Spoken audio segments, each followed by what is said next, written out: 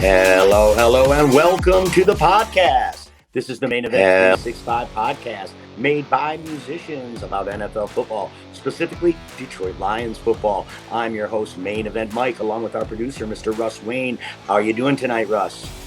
I am doing great on this victory week.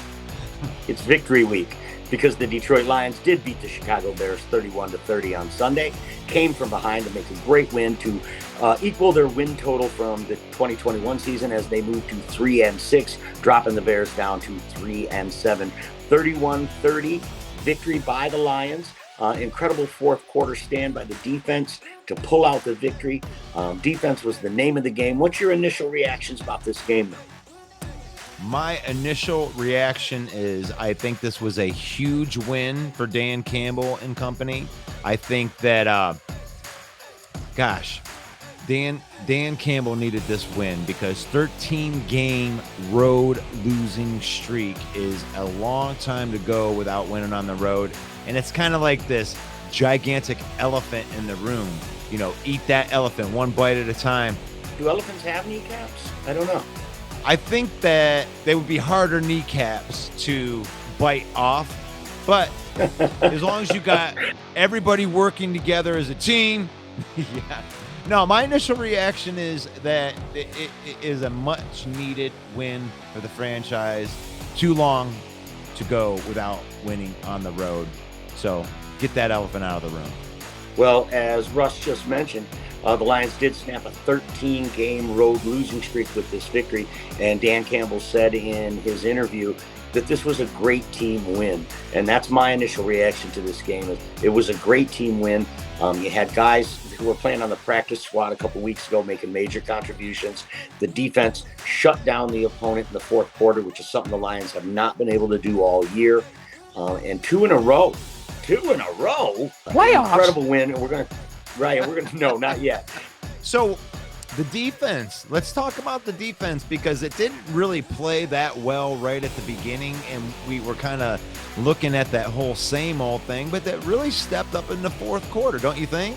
They did step up in the fourth quarter. It's hard to sing the praises of a defense that allowed 147 rushing yards to the opposing quarterback. They had no answer for Chicago quarterback Justin Fields. The running backs were gaining 4 or 5 yards a clip per average. Their quarterback was shredding us. But in the fourth quarter, when it mattered, they stiffened up and they made a couple of stops and got a few 3-and-outs in the fourth quarter. And then the defense put some points on the board. And then with one missed extra point by Chicago, that was really the ball game right there.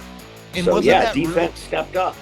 And wasn't that really, really good to see, too? I mean, really, when you look at that 100, and would you say how many yards was it again? It was 100. Justin Fields, 147 yards rushing. 147. Now, he did have that one really, really long touchdown, and that you don't want to give up. 67 yards.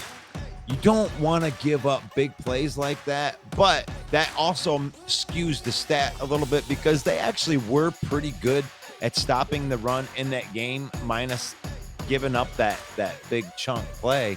And like you said, when it mattered, when they were in a one-score game, they got a 3-and-out, a pick six, then they gave up a long touchdown, but then another 3-and-out to close the game, or 4-and-out. And they got to close the game out. There's no excuses because the defense closed the game out for the other team, right? Yeah. It doesn't even matter. I know. But there was a lot of things that we just keep seeing these recurring patterns with the Lions defense. Again, this time they gave up 2 touchdowns to the tight end. Seems like every week they submit a touchdown to a tight end. They're the worst in the league as far as giving up points from the tight end position. So that's another recurring theme that happens. And Cole Kmet, 4 catches for 74 yards, 2 touchdowns. Justin Fields, 12 of 20 for 167 yards, 2 touchdowns, and 1 big interception. Jeff Okudah with a big interception for a pick six. Really allowing the defense to step up. And I think it really, as crazy as it sounds, I think what really sparked the defense was a play on offense when Jared Goff was pushed out of bounds. The whole team got fired up. Jared Goff was getting in their faces. We did get the 15-yard penalty on the end of the play, which got us all fired up. We scored on the drive, and the defense came out with an attitude after that. So I think that one play on offense sparked the whole team, and the defense just fed off that. Yeah, I mean, it was really good to see. This was a different type of defensive output. Like, I know about the stats, and they've been giving up the stats, but the fact of the matter is, when it came down to it, in the plays that matter, and Dan Campbell preached about this at the beginning of the season, like I was saying last week too, it's like a tennis match. You're on offense, ha! You're on offense, ha! And you just keep on throwing your punches, and eventually you're trying to break through and force the other team to make a mistake. And that's what they did. They were on the other side of that, because that tackle that Aiden Hutchinson made on that right on the goal line, like, he was going to put his shoulder in, and the way that he twisted his body and made sure that he didn't get that first down, that's a different type of ferocity that I'm seeing out of this defense than I'm used to seeing. Yeah, that was a hell of a play.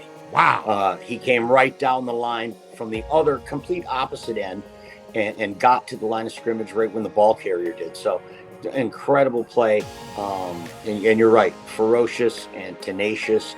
And they ended up scoring. And when it mattered, that's the thing. It's like, there's a lot of things that happen in a game up into that fourth quarter when you get into those chess piece matches where you're actually going for the queen, right? When you're actually going for the plays that win the game.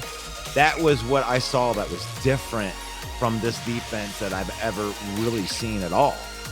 Yeah, that's a good point. They only had 2 sacks, but they were very timely sacks. Yes. One coming on the final 4th down for Chicago on their final drive. So definitely timely sacks. Aiden Hutchinson with a sack. When Julian Okwara with 2 sacks. Okwara with 2 sacks. So they had 3 on the day. Yes. Right. And it was great to see that when Okudah did have the pick 6, it was a direct result of Aiden Hutchinson and Okwara, Pascal, those guys getting pressure right in Justin Fields' face to cause him to make that bad throw. So that was great. The Lions did get kind of bailed out maybe by a penalty on a Jared Goff interception. There was an illegal hands to the face. Definitely, I know a lot of Chicago fans are upset about it, but it was a legit penalty. I mean, when you see the player had to be carted off the field, it was a legit penalty, even though I know a lot of Bears fans today are a little salty about that. All right. Well, do you mind if I get a little one-on-one time with the salty Bear fan? Here, let me help you, salty Bear fan.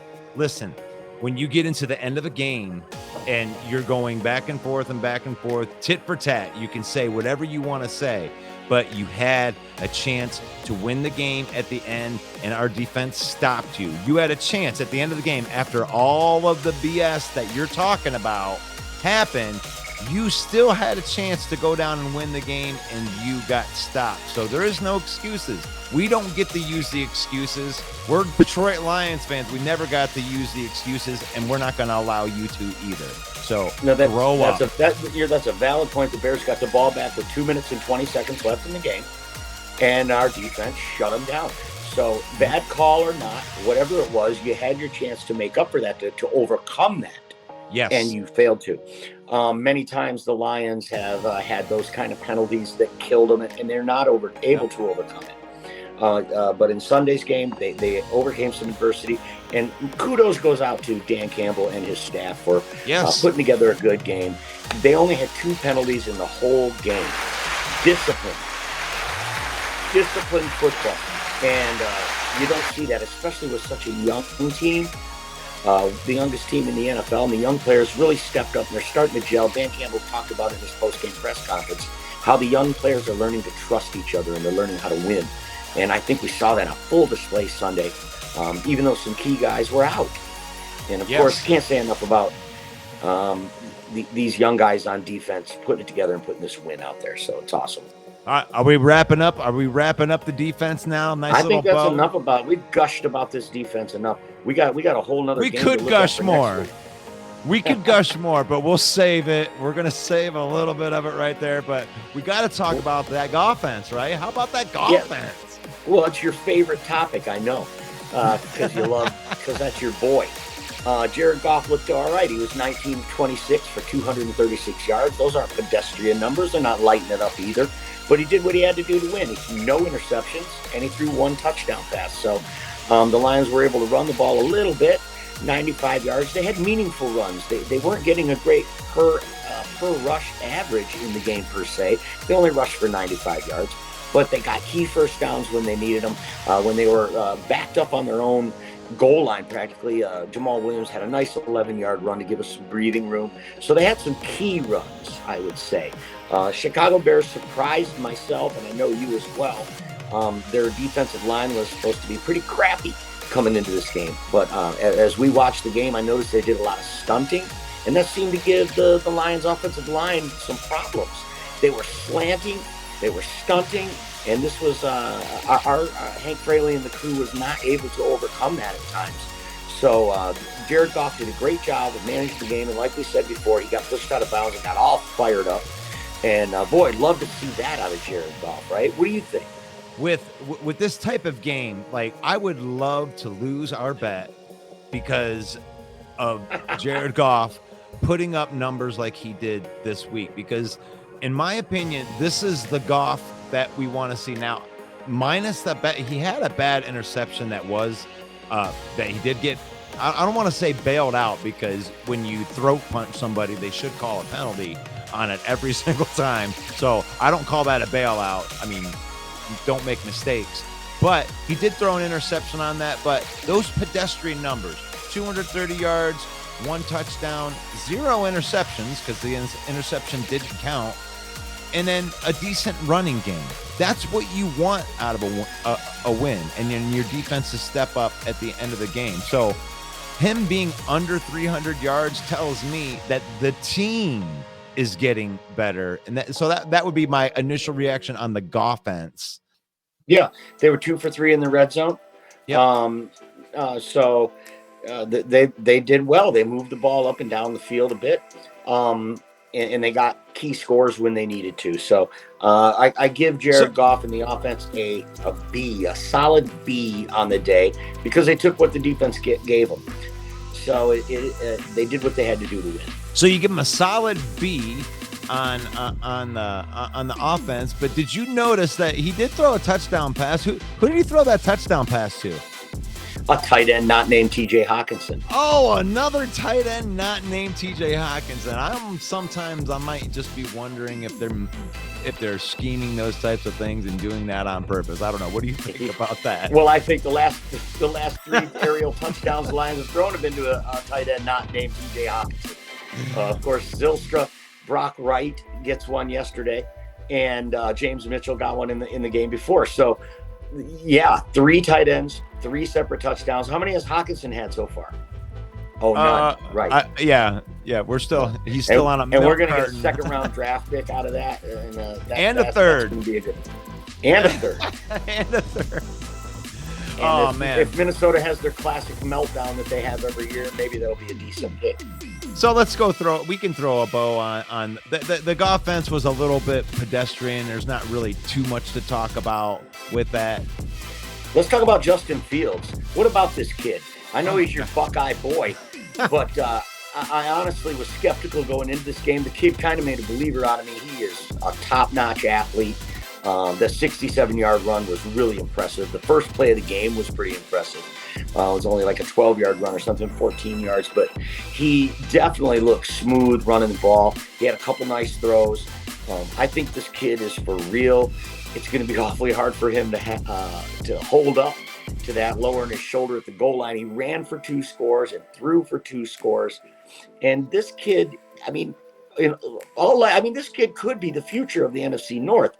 Are you worried about him long term? Absolutely, because I did watch him play at Ohio State, and I know he's my boy. And he's not my boy anymore because he plays for Chicago, and you went to my rival, so you're not my boy anymore. But I did watch him play, and you haven't seen the end of his skill set yet. That's the scariest part about Justin Fields is he was good at throwing receivers open and throwing to receivers that he trusted. So if he finds an alpha wide receiver that he likes, he will throw to that guy and open up his game if he's not dead by week 18 this year, because I don't know if he's going to make it through the season taking the beating that he is. I mean, we've touched on that. I mean, you want to echo that a little bit more? Well, I want to hear a direct answer of the question. Are you worried about Justin Fields long term? Yes or no? Oh, absolutely. Yes. I thought, yes, I am worried. I think that we're going to be competing with the Chicago Bears in the next 10 years to win this division. Hey, was that your best Mike Abraham impression? Oh, it's your boy. That's your boy. Your boy. My boy, Blue. Well, no, but he honestly, is scary running it's the better ball. than your Arnold Schwarzenegger. So we'll give you that. Come So, on, I can't tell you. I am not worried about Justin Fields long term. I am worried about Justin Fields in the short term, 3 years, because that's how long RG3 held up at that pace. So if Justin Fields for the next 3 years, I'm worried. But after that, I don't think the shelf life on a quarterback playing that kind of game is going to last very long. What it's going to be, he's just going to be the next experimental running quarterback that goes down from taking too much punishment. That's my opinion. I do feel you in that definitely could happen, but when they got 130 million reasons that they could put to protect him and to get him playmakers and weapons and draft picks, I don't. You're referring to their cap space? 130 million reasons that he's going to have the protections and the playmakers in the future to not have to play that style. He's playing that style right now because he has to. And if not, then they're just going to get clean hits on him from the pocket. He's got to move, and they got to cater the offense around him because he's it. That's it. There's your offense. What do you got? Yeah, but even if he had the Lions offensive line, or even an average offensive line, he doesn't have the pocket skills, the passer skills to excel. Not now. Maybe he can develop them, but I don't think it's likely. The odds are against it. I just, he doesn't worry me in the long term because of the style of play. Now, put Justin Herbert on that team, I'd be worried. You know what I mean? But I feel you. Even Lamar Jackson's a much more talented thrower than Justin Fields. I disagree with that. But yeah, well, maybe he doesn't have as big of an arm, but he's definitely. In the NFL, he has proven that. But like I said, I saw him when he was throwing those dimes to Chris Olave and Wilson, and if he has receivers that he trusts, he can be that quarterback. But he doesn't have the playmakers around him to see that. But we'll see. I mean, like I said, if he's not dead, we'll see what will happen when they put some weapons around him. And I thought Joey Harrington was great. So there you go. So enough about Justin Fields, enough about Duff Bears. The Duff fact is the Lions won the game 31-30. We did have a PTSOL moment, though, when we left too much time on the clock when we took the lead. As we alluded to before, Lions stopped and with over 2 minutes left. So tell us about your PTSOL moment that you had in the game. Well, first of all, we're going to take you to that moment right now. Here we are live. We're at the Lions Den right here. Yep. And we're feeling that thing that we talk about. It's called the PTSOL. That's what we're all feeling it on the inside right here. These are the moments that when they defeat it, then we're going to not know what to do. So, go Lions. Let's finish this game out. 2 minutes left. 2 minutes left in the game. Lions by 1. Let's go! And I looked up at the score, and I was like, this is the moment. And I turned on my cell phone, and I said, listen, here we are. There's a couple minutes left in the game. The PTSOL moment of the game. Because when we get to these moments, this is the moment that they usually crumble. They go right down the field. They lose this game. They got it close. We get to say, yay, they were really close. But then they lose in these moments. So if they're going to change the culture of who we are, as, you know, SOL, blah, blah, blah. They want to change that. They had to do something different from that point forward. And they did. They came up with the big plays, and they were the ones that won those critical moments at the end of the game. And that's why they won the game. So are we getting over the PTSOL? We're going to try to. This is like a couch therapy session for you, because when you get into those moments, we don't have to expect to lose anymore. So during that part of the game, I mean, everybody can remember that part of the game, I'm sure. And we had another one at the end of the game when we did go on top and left them, you know, with over 2 minutes left in the game. And that was my PTSOL moment. I thought, oh boy, here it is. You know, when we were all in the room, there was one guy in the corner saying, sit on the ball, don't score too fast. And I was like, forget that. Let's get the point. Let's get ahead, you know. And then it dawned on me, wait, that's not what the Lions do. They snatch defeat from the jaws of victory. And but then the defense, we were pleasantly surprised to see they stepped up and won it. So that PTSOL, post-traumatic same old Lions, I think that is being broken up. That game was indicative of a game that in the past, or the same old Lions would lose in that fashion. You left too much time on. They'll pick the world's longest field goal to beat you. Whatever, the refs will make a horrible call, and it will be you. In fact, they will invent a rule in the end zone for you that will cost you the game. So there was definitely a PTSOL moment there for me at the end with only 2 minutes left. So what you're saying is there were actually two PTSOL moments, because the moment I'm talking about was definitely one of them, and the moment that you're talking about for sure, when you score too quick and you give them too much time.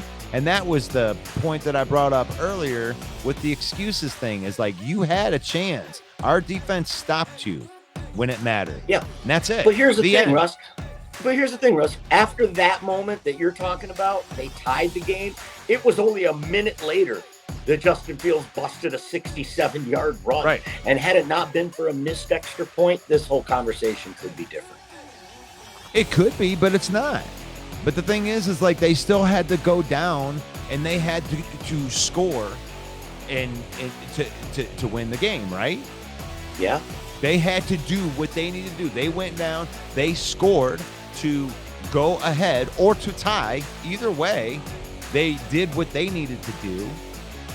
And then they had a chance to go down and score, and we stopped them. They had plenty of time to do it, and we stopped them. And it was in great fashion, too, because it was next man up, right? Yep. Tom Kennedy, been on the practice squad, comes up on a big third down with a 44-yard catch. Tom Kennedy, awesome. Jared Davis, from barely ever making the team, from the practice squad, comes in, has a couple tackles, and a huge pass deflection on defense. So next man up was definitely impressive in this game. And I think that's something that kind of gets lost in it. Amon-Ra St. Brown, only in his second year, seems like a veteran. Hands are so strong. He's so reliable. He had 10 catches for 119 yards. This guy's a stud, an absolute elite wide receiver, in my opinion. When we get some speed on the outside, it's going to open up things for him so much in the middle of the field. He's so good at getting open. The sky's the limit when they get some speed on the outside to take the top off the defense for Amon-Ra. Yeah, next man up. Wow, are we ever living that? I mean, these practice squad guys coming in, like, yeah, you can't gush on Tom Kennedy enough. It's like, all I ever hear about this guy is, well, he's not fast enough. Oh, he doesn't have NFL, blah, blah, blah, blah. He's a number 5. And every time he goes out there, he makes a play. So I'm beginning to think that it doesn't matter for him. Julian Okwara, gosh, he steps out. He has a good game. Next man up. Jared Davis played linebacker because he's been on a practice squad. Craig Reynolds got hurt last week, and now we see Justin Jackson stepping up. Another guy who was on the practice squad. Had some good runs yesterday, running hard. So next man up.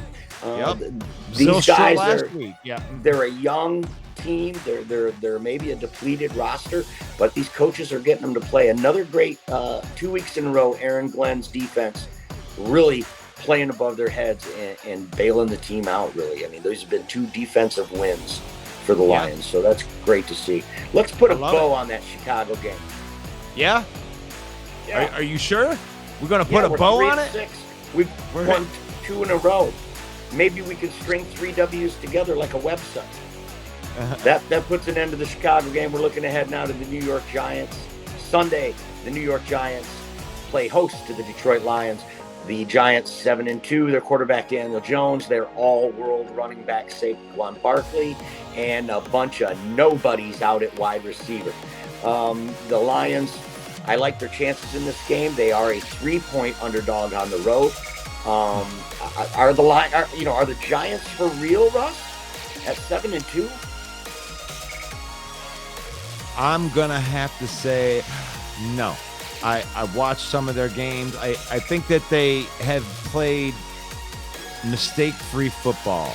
I think they're very similar to the Detroit Lions in the way that he didn't have a couple coaching blunders that took him out of the game. They're very well coached, very well disciplined, but they don't have the talent.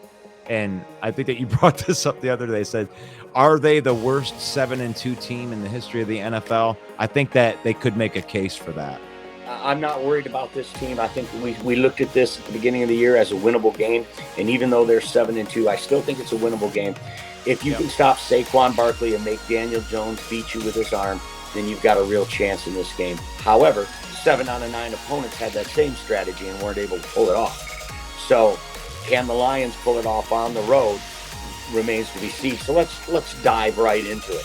What's the most intriguing matchup to you in this game?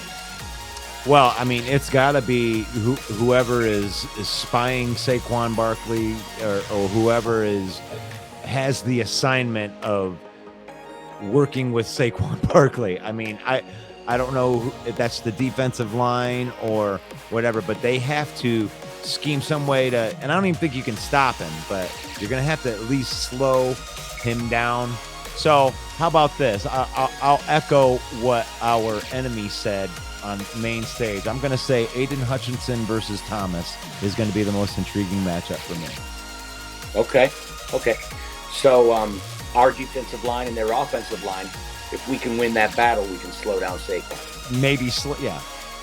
Okay. I think. Well, I'm gonna flip it. I think the most intriguing matchup is our offensive line against their defensive line. They've been getting some great pressure from, I think it's Thomas, the nose tackle. He's been getting sacks, pressures. He's collapsing the pocket. This kid's playing above his head, and he's playing great right now. Their defense has been keeping him in games.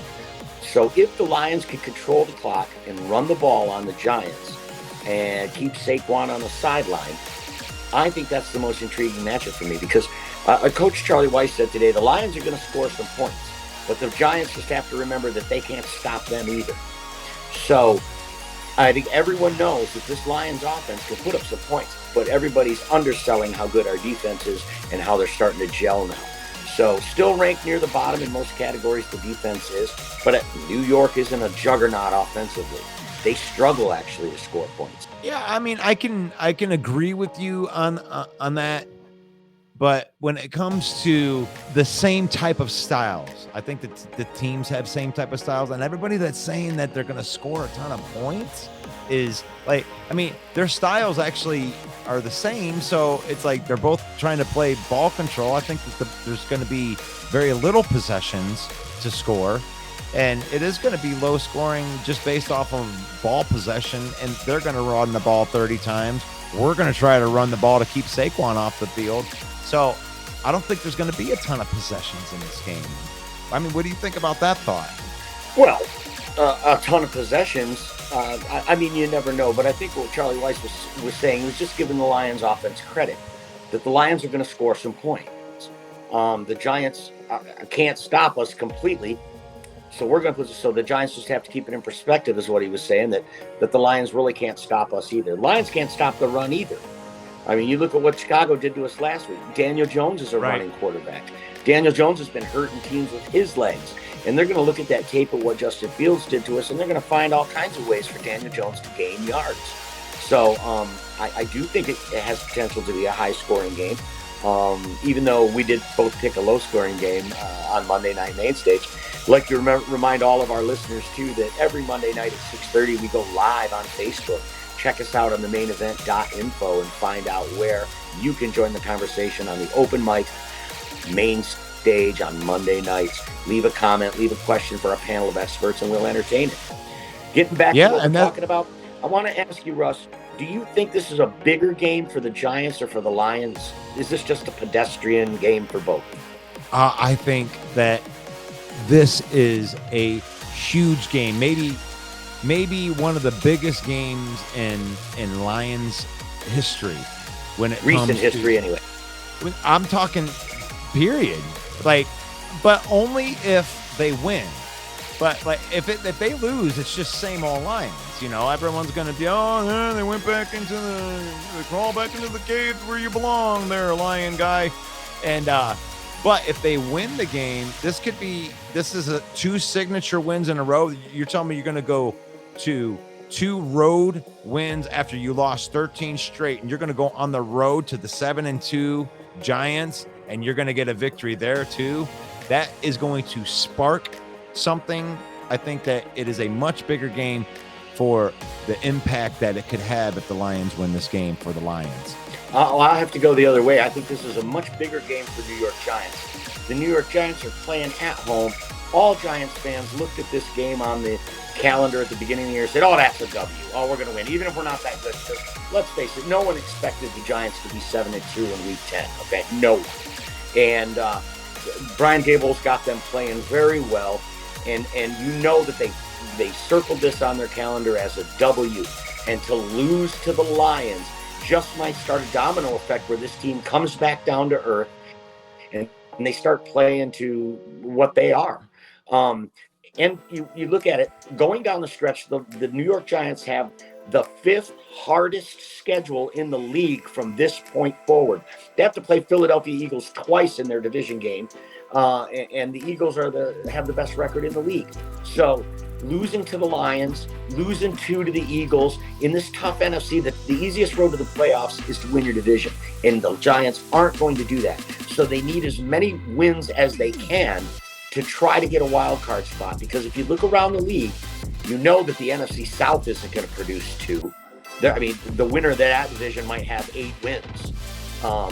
You look at the NFC West, you've got the Niners at 5-5. You got Seattle leading the division at 6-4. So you may not get 2 out of that division or 3 out of that division like we did last year. So there's definitely an opportunity for the Giants to get a wild card spot coming out of the NFC East, but they've got to stave off the Commanders, and they've got to try to get as many wins as they can because they're in that division with the league-leading Philadelphia Eagles. So I think there's a much bigger game for the Giants when you look at the playoff implications. Lions aren't really thinking playoffs, right? We're thinking maybe string a few more together and we can start thinking about playoffs. But it's right. The Giants are focused on it. I feel you on that, but that what you just said right there is all of the reason why I think that it is a big game for the Lions, because if they are to go into MetLife Stadium and beat the New York Giants at 4-6 coming into a big Thanksgiving game, people are going to start believing that this team could climb into a playoff hunt, especially when the worst team in the NFC is like a game out of the playoffs right now. Right. And there is still time to overtake Minnesota in the division if we were to start putting it together and Minnesota were to start sliding. There's still enough time. It's a long shot. But they got to win. That's why it's so big. They have to win. The Lions can't lose another game, and even remotely, you can't talk playoffs. You can't talk playoffs unless they win 3 out of the next 4 games, and 2 of these games are really, really hard. Well, all right, it's a big game for the Lions, like you say. What do you think are some of the keys to victory for the Lions to make it happen? The defense needs to continue taking the steps forward. You're getting what I'm starting to see is cohesion. I'm starting to see players trust each other, just like Dan Campbell said in his press conference, that this defense is starting to gel and think that they can close out games against teams that have very good, even good running quarterbacks like Justin Fields. So they are starting to believe. So continue down that stretch. Keep getting these guys play solid, fundamental football, run the ball, limit Saquon Barkley, keys to victory. Offensive line needs to keep Jared Goff clean in the pocket, because we all know what he does under pressure, which isn't very good. So keep him clean, keep the running game good, and have that defense take a step forward. Well, one thing I think is a key to victory in this game is I think the Lions should attack on offense. I think that we should see the Ben Johnson, the offensive coordinator, calling plays like he did in the Seattle game, like he did in the Philadelphia game. Yes, we lost both of those games, but we put 38 and 45 points up respectively. So if you can do that, if you can explode for points against the Giants, you can win this game, because they can't score fast enough to keep up with us. They're a running team. I mean, like you said before, Saquon's going to get his, right? You already know that. So if you can get Daniel Jones to beat you, hopefully they'll try to throw it to Kenny Galladay a lot. So I think the offense needs to attack this team, score in bunches, blitzkrieg offense, run up 20-0 or 20-6 by halftime. And I don't think the Giants have the firepower to get back in it. They don't, man. And it's like, and if they, gosh, like I said, they don't win this game, they're going to be sitting there looking at, a top 10 draft pick again. And then here we are with the Lions. But there's somebody else that's out there that might be looking at a top 10 draft pick. And, Cooper Kupp is out for 4 weeks, man. Isn't that draft pick looking kind of yummy over there in LA right now? Yeah. As my fantasy team spirals down the toilet, it looks better for the Lions, as Cooper Kupp is out with a high ankle sprain, could be 4 to 5 weeks. And this is a wounded team, the LA Rams, right now. 40% of the offense runs through Cooper Kupp, which is the highest in NFL history for one player. So they're definitely going to have to start finding a way to supplement that production down the stretch, and it's not looking good for the Rams. So as this pick gets worse, right now the Rams are sitting with the 7th pick, which would go to the Lions, and the Lions are sitting at the 11th. If you would have told me at the beginning of the year, Russ, that through week 10 the Rams pick would be better than the Lions, I'd tell you were crazy. So it is a wonderful twist of fate that the Rams are having the worst post Super Bowl season of any team in history. And that bodes very well for the genius that is Brad Holmes that swung that Stafford trade. And we're gonna have 2 nice, tasty draft picks come April. Yummy. Yes, the yummy draft picks. Now, I'm not that surprised about what the Rams are doing right now. And it's not because I thought they were just going to be bad at the beginning, but I had kind of been on record for saying that if any of those top tier players, they have 4 elite, high-end players on that team. And if any one of them were to go down, it really puts gigantic holes into their team. Like, those guys cover up a lot of holes they have on other parts of their defense and offense, and now it's getting exposed and they're going to be losing games. So this isn't a surprise to me, and it is a very yummy draft pick. And I honestly think that the Rams kind of knew that this was going to happen. They just sold their souls so they could win their Super Bowl. Yeah. They don't even care probably. They got a Super Bowl. They're probably still partying. Yeah. Well, that brings us to our last segment in the podcast today, Rust, and that is the predictions. And I want to give you kudos, my friend. We both picked the Lions to cover the spread or to outright win the game last week. But you actually predicted a score of 21-20. Of course, the Lions did win 31-30. However, you did pick not only the winner, but the correct point spread. And you are the Swam. I am a believer. You're the Swami. Congratulations on your lock pick. My lock pick was a loss, and I apologize It's my to anyone who quarterback. listened to me with the Las Vegas Raiders against the dumpster fire that was the Indianapolis Colts last week. How But they ironic. seem to have righted the ship by bringing in an ESPN analyst to coach the team. They are now salvaging their season, apparently, because they beat the Raiders outright. And I didn't realize that the Raiders were in this bad a shape. But here it is. I'm giving up on the Raiders for the year. They are the worst. Josh McDaniels, we already knew he stunk. So I don't know why I bet on the Raiders, but I lost. But they are who we won. thought they were. That brings my record to 5-5 this year, and your record to 7-3. Is that right? You're 7-3. Yeah. 7-3, Russ. 70%. You're better than the best predictors in the world. So that's pretty amazing. So what do you got for this week for your prediction for the Lions? It is the Lions on the road, and they are getting 3 points against the G-Men. Yeah, we're heading to New York. Start spreading the news. We're heading to New York, and we're taking on the G-Men. And I think that we're going to win this game. And this isn't Homer Russ. This is me thinking that a young Lions team is starting to get it together, especially on the defensive side of the ball. They're starting to gel a little bit. I think that the offense is still a little bit to be desired because we do have there's not playmakers.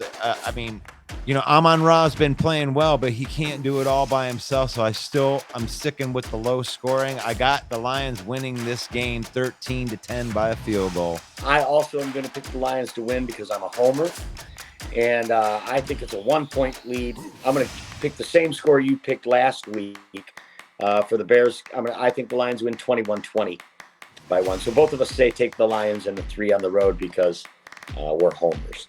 It's time for the lock picks.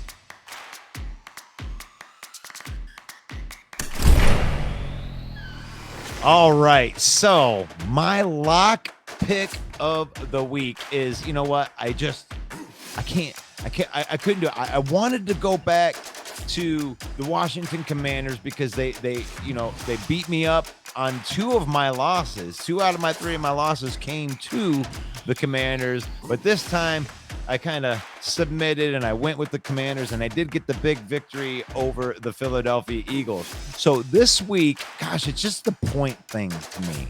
It's the points. We got the San Francisco 49ers coming to the Arizona Cardinals, Sun Devil Stadium, the Nest, right? That would be the Cardinals, right? The Nest. Bringing them to the Nest, and the Cardinals are getting 8.5. I will take those points, 8.5, gladly. It's going to be a closer game than that. Even with Colt McCoy playing, let's go.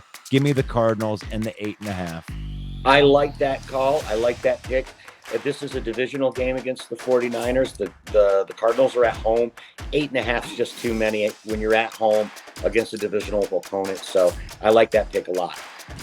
For the pick that I'm taking, I'm going to take the New Orleans Saints against those same LA Rams that we talked about for the same reasons that we talked about. With no Cooper Kupp, Matt Stafford coming off a concussion and dealing with elbow issues, I think New Orleans is playing against a wounded animal, and they are going to take it to them. Whether it's Andy Dalton or Jameis Winston that plays, New Orleans at home, the Rams going to have to travel on the road. It's going to be a tough game for the Rams to get through. The Saints are giving up 3 points, but I say go ahead and lay the points because their opponent has their back up against the wall and they are reeling right now. And I think New Orleans can jump all over them. This is a tough game for the Rams if they want to make it a get-right game because New Orleans has played everyone tough all year long. So there you have it. Russ takes Arizona Cardinals plus 8.5. I've got the New Orleans Saints minus 3 against the LA Rams. That's our predictions for our lock picks this week. Big news here out of the Main Event 365 for all of our listeners and viewers. And I'd like to remind everyone you can go over to our YouTube channel and watch a video podcast of this very same thing that you are listening to. We're very excited about this, that we are a direct affiliate marketing partner of the NFL Shop now. This is a big deal for us. So please buy all your gear through our link.